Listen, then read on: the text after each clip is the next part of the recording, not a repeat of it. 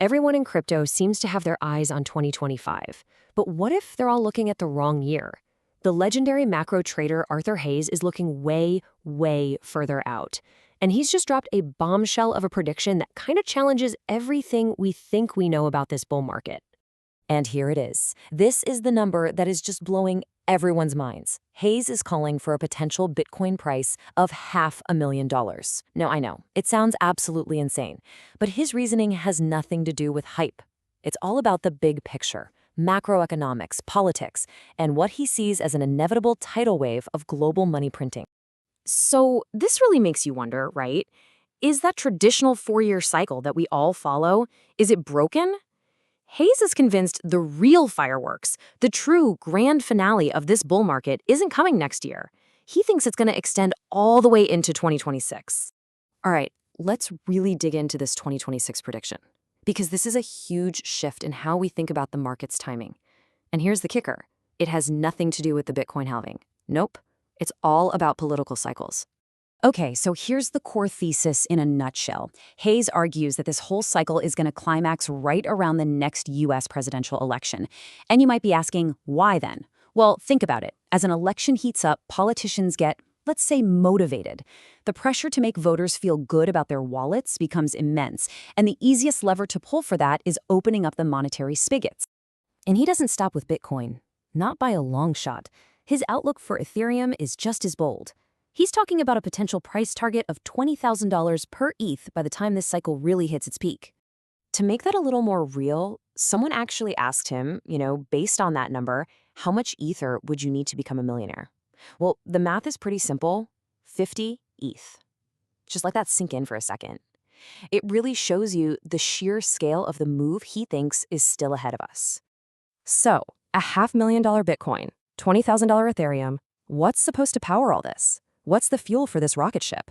For Hayes, it all boils down to one incredibly powerful force: global liquidity. Hayes believes we investors tend to overcomplicate everything. We get obsessed with narratives and hype. But for him, all that stuff comes after the money starts flowing. He says if you can just get the direction of the global money flow right, pretty much everything else just falls into place.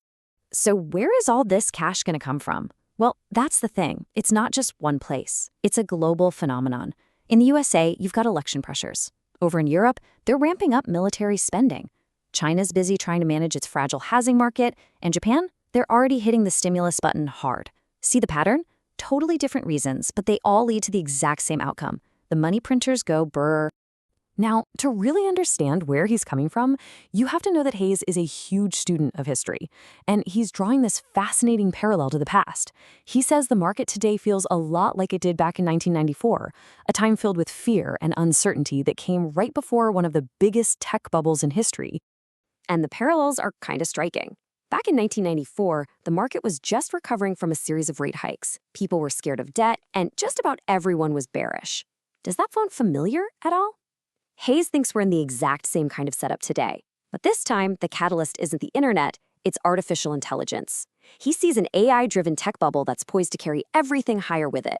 He sees this whole thing unfolding in a pretty clear sequence. First, you get the fear and the correction as the market struggles to digest higher rates. Check. We've definitely been through that. Next comes what he calls a healing process, where things just kind of chop around sideways. Then, the new tech catalyst appears, which he's betting is AI, and that sparks a new wave of optimism. And all of that leads to the final stage, an explosive bubble, as capital just comes roaring back into risk assets. Okay, so if this massive wave of liquidity is the tide that's going to lift all boats, where exactly inside of crypto does he think that capital will flow? What are the big stories, the big narratives that are going to dominate this next phase? He believes the number one theme is going to be privacy. As fears around AI, government surveillance, and even quantum computing start to grow, he thinks investors are going to desperately seek out assets that they believe can protect them from all those risks.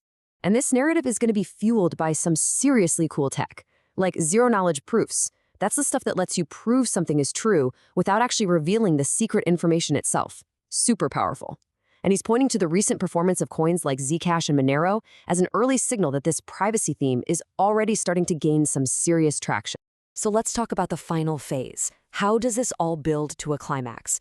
Well, according to Hayes, we are nowhere near the end.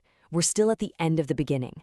the most dramatic, absolutely face-melting part of this bull market is still ahead of us. This quote right here really captures his whole mindset. He's convinced that the market is massively, massively underestimating the wave of liquidity that's coming and what it's going to do to asset prices. The real show, he says, hasn't even started. This also highlights a really fascinating breakdown in market psychology. Hayes argues that retail investors get it. They've seen this movie before, right?